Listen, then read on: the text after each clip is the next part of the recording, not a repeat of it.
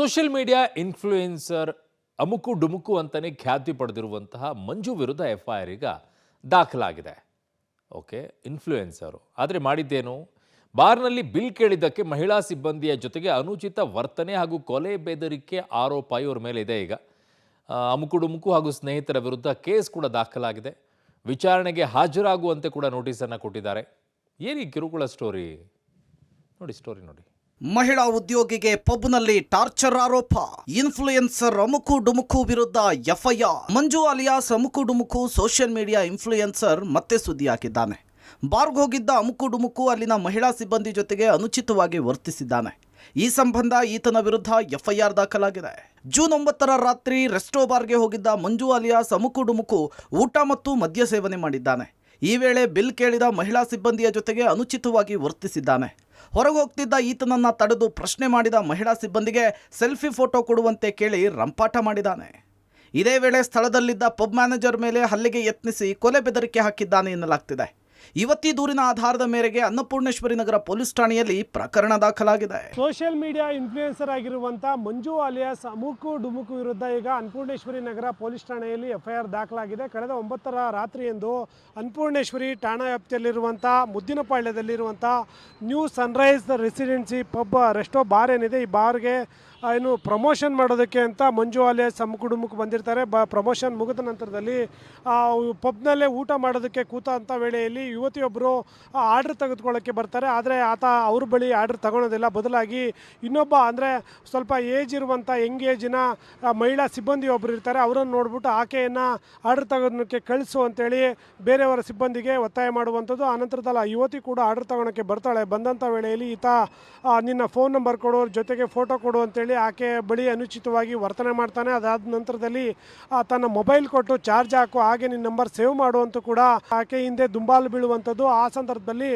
ಅಲ್ಲಿದ್ದಂಥ ಸಿಬ್ಬಂದಿ ಕೂಡ ಅದನ್ನು ವಿರೋಧ ಮಾಡ್ತಾರೆ. ಆ ಸ್ಥಳಕ್ಕೆ ಬಂದಂಥ ಮ್ಯಾನೇಜರ್ಗೂ ಕೂಡ ಈತ ಹಲ್ಲೆ ಮಾಡೋದಕ್ಕೆ ಮುಂದಾಗಿದ್ದಲ್ದೇ ಅವ್ರ ವಿರುದ್ಧ ಕೂಡ ಕೆಟ್ಟದಾಗಿ ಹಲ್ಲೆ ಮಾಡಿ ಕೊಲೆ ಬೆದರಿಕೆ ಕೂಡ ಹಾಕಿದ್ದ ಅನ್ನೋದು ಈಗ ಪೊಲೀಸರ ತನಿಖೆಯಲ್ಲಿ ಗೊತ್ತಾಗಿರುವಂಥದ್ದು. ಆ ನಿಟ್ಟಿನಲ್ಲೇ ಏನು ಪ್ರಮೋಷನ್ಗೆ ಆರ್ಗನೈಸರ್ ಆಗಿದ್ದಂಥ ಗೀತಾ ಎಂಬುವರು ಈಗ ಮಹಿಳೆ ಯುವತಿ ಪರವಾಗಿ ಅನ್ನಪೂರ್ಣೇಶ್ವರಿ ನಗರ ಪೊಲೀಸ್ ಠಾಣೆಯಲ್ಲಿ ಎಫ್ಐಆರ್ ಕೂಡ ದಾಖಲು ಮಾಡಿರುವಂಥದ್ದು. ಕುಡಿದ ನಶೆಯಲ್ಲಿ ಪಬ್ನಲ್ಲಿ ಗಲಾಟೆ, ಅನುಚಿತ ವರ್ತನೆ, ನಿಂದನೆ, ಕಿರಿಕ್.